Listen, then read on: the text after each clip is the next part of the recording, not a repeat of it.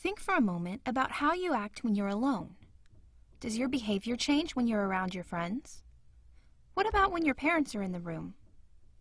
How does your behavior change when your professor or boss is observing you? Psychology is the scientific study of how people act, think, and feel.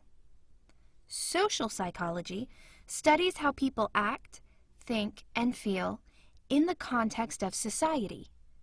That is, how people's behaviors, thoughts, and feelings change because of other people. Think back to the example above. Your behavior probably changes depending on who is in the room with you. But even when you're in a room alone, your thoughts, feelings, and even behaviors are influenced by other people. The thought of someone you don't like could make you feel angry. The fact that you wash your hands before handling food comes from lessons taught to you by your grandmother. That thing that your crush said this afternoon could replay in your mind as you try to analyze it. In all of these cases, society has an impact on you. As you can probably tell, social psychology covers a lot of ground. And because it covers so many different things, social psychology overlaps with many other fields of study. Anthropology is the study of human culture. Anthropologists study the beliefs and traditions of society. Their focus is on society as a whole, whereas social psychologists want to study the way society affects the thoughts, feelings, and behaviors of individuals. Think about it like this. Anthropologists might study certain religious traditions, such as the way different Christian churches celebrate Easter. But social psychologists are interested in the individual people's interaction with society, so they might study how religious people behave differently from non-religious people in certain situations. Sociology has a lot in common with social psychology.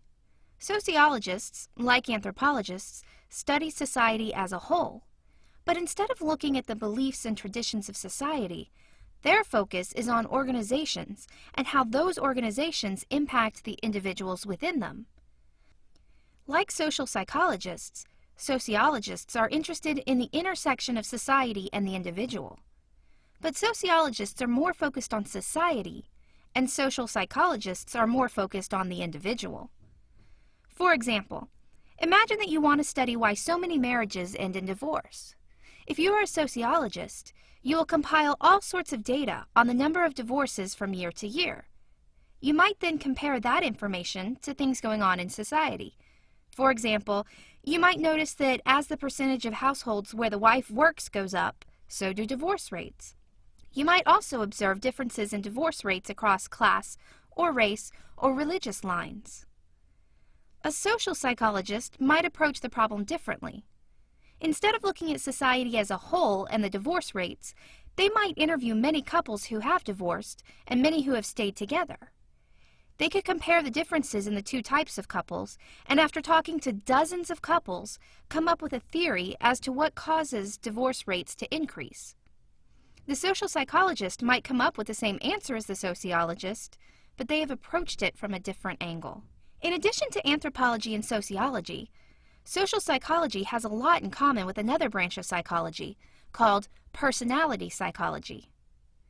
Personality psychology is just what it sounds like, the study of individuals' personality traits. Like social psychologists, personality theorists are interested in the thoughts, behaviors, and feelings of individuals. But whereas social psychologists tend to focus on the way the world impacts those aspects of a person, personality psychologists focus on the internal properties of a person and the way those affect a person's actions and thoughts. Let's say that we want to study why some people are quiet and introverted, and some people are extroverted and tend to be the life of the party. A personality psychologist might look at introverted and extroverted as personality traits that affect behavior. They are interested in what causes these traits. Is it something in the person's childhood? Is it a biological trait that we're born with? A combination of the two? Meanwhile, social psychologists look more at the situation. Is this person more introverted because she was taught that good girls must be quiet and demure? Does that person keep the whole bar entertained because they are Irish American and expected to be fun in bars?